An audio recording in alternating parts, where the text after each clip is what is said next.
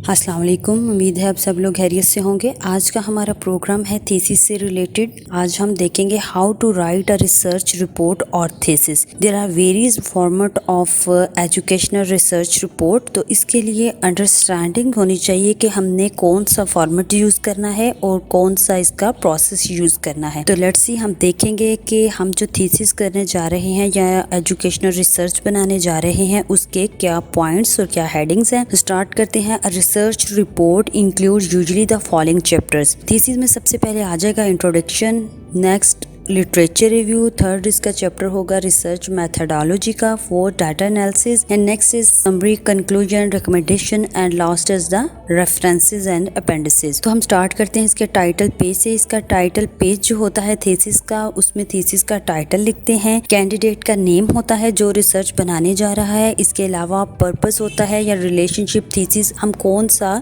Topic करने जा रहे हैं, इसके क्या वेरिएबल्स हैं वो हमने अपने टॉपिक में मेंशन किए होते हैं। इसके अलावा कॉलेज या डिपार्टमेंट का नेम लिखा जाता है और देन यूनिवर्सिटी का नेम लिखा जाता है, इसमें मेंशन किया जाता है, और मंथ और ईयर ऑफ सबमिशंस, डेट लिखी जाती है कि हम किस डेट में और किस मंथ में अपना थीसिस सबमिट करवा रहे हैं। नेक्स्ट इसमें ये एग्जांपल दी गई है इसके टाइटल पेज की। इसके 2 टाइप्स के टाइटल पेज दिखाए गए हैं कि हम किस तरह इसमें नाम और टॉपिक मेंशन करके ये बनाते हैं। नेक्स्ट आ जाता है एक्नॉलेजमेंट। एक्नॉलेजमेंट में हम उन चीज़ों का थैंक्स करते हैं जो कि हमारे थीसिस बनाने में हेल्पफुल होते हैं, लाइक फैमिली मेम्बर्स या हमारा कोई फ्रेंड, टीचर्स, ये सब इन चीज़ों को एक्नॉलेजमेंट में हम मेंशन करते हैं। And the word acknowledgement should type in the capital letter. यहाँ पर एक्नॉलेजमेंट की भी एग्जांपल दिखाई गई है कि किस तरह आपने ये पेज तैयार करना है। नेक्स्ट आ जाता है टेबल ऑफ कंटेंट। ये लिस्ट होती है मेन चैप्टर की, हेडिंग्स की। हमने जो चैप्टर्स बनाए होते हैं उसके अकॉर्डिंग उसके पेज नंबर साथ मेंशन करते जाते हैं और ये टेबल ऑफ कंटेंट बनाते हैं ताकि हमें कोई भी टॉपिक सर्च करने में आसानी हो, हम कंटेंट से देख के सर्च कर लें। यहाँ पर टेबल ऑफ कंटेंट की भी एग्जांपल दी गई है कि इस तरह इस पॉइंट से और इसका जितना मार्जिन रख के सेट किया जाता है आप इजीली देख के इसे बना सकते हैं। नेक्स्ट आ जाता है लिस्ट ऑफ टेबल्स। अब टेबल ऑफ कंटेंट का अलग पेज होता है, लेकिन थीसिस में जितने हम टेबल्स बनाते हैं, फिगर ड्रॉ करते हैं, उन सब को हम अलग से कंटेंट बना के प्रेजेंट करते हैं। टेबल ऑफ कंटेंट में इसमें सेपरेट पेज बनाया जाता है जिसमें टाइटल्स, कैप्शंस और टेबल्स सारे इंक्लूड किए जाते हैं। यहाँ पर टेबल ऑफ कंटेंट की भी एग्जांपल दी गई है, just like other content page, table of content का सेपरेट पेज तैयार किया जाता है।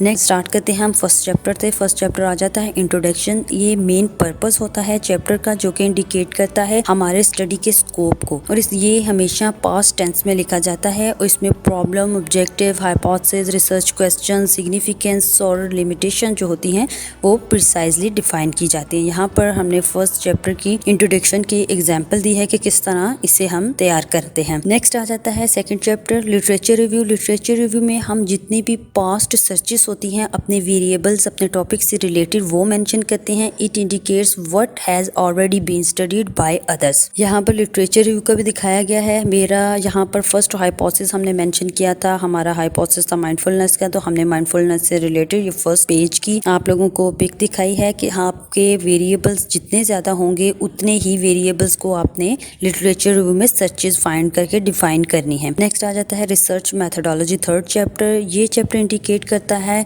The line of approach of the study. इसमें method, population, sample of the study and tools, technique सब डिफाइन की जाती हैं। मीन टू से कि होल प्लान होता है स्टडी का जो कि इसमें प्रिसाइजली डिस्कस किया जाता है। नेक्स्ट आ जाता है यहाँ पर हमने चैप्टर 3 की मेथडोलॉजी की भी एग्जांपल दी है कि ये किस तरह इसमें टेक्निक्स, टूल्स, सैंपल्स, इसके क्राइटेरिया जो हैं वो मेंशन किए हैं। नेक्स्ट आ जाता है चैप्टर 4 डाटा एनालिसिस। इस चैप्टर में एनालिसिस और रिजल्ट रिपोर्ट किया जाता है। हमारे जितने टेबल्स और जितनी फाइंडिंग्स होती हैं उन सबको प्रिसाइजली डिफाइन किया जाता है। ये चैप्टर हमें प्रोवाइड करता है ओरिजिनल वर्क और रिसर्चर के कंट्रीब्यूशंस को। यहाँ पर हमने इसकी एग्जांपल दिया कि रिजल्ट जो है वो किस तरह दिखता है। ये वाला रिजल्ट का पेज डिस्क्रिप्टिव, स्टैटिस्टिक्स एटसेट्रा, जितने हम रिजल्ट्स या फार्मूलाज लगाते हैं उन सब का जो रिजल्ट आता है वो मेंशन करके लिखा जाता है। नेक्स्ट 5 चैप्टर आ जाता है कंक्लूजन एंड सजेशन। ये मोस्ट इंपॉर्टेंट चैप्टर होता है थीसिस का। इसमें रिसर्चर की क्रिएटिविटी शो होती है। रिजल्ट इसमें डिस्कस किया जाता है कि हमारा कौन सा हाइपोथेसिस प्रूव हुआ है और कौन सा डिसप्रूव हुआ है, और सजेशन दी जाती है फर्दर स्टडीज के लिए। यहाँ पर इस पेज को दिखाया गया है कि इस पेज को किस तरह से होना चाहिए। आप देख रहे हो कि यहाँ स्टार्ट में इंट्रोडक्शन और देन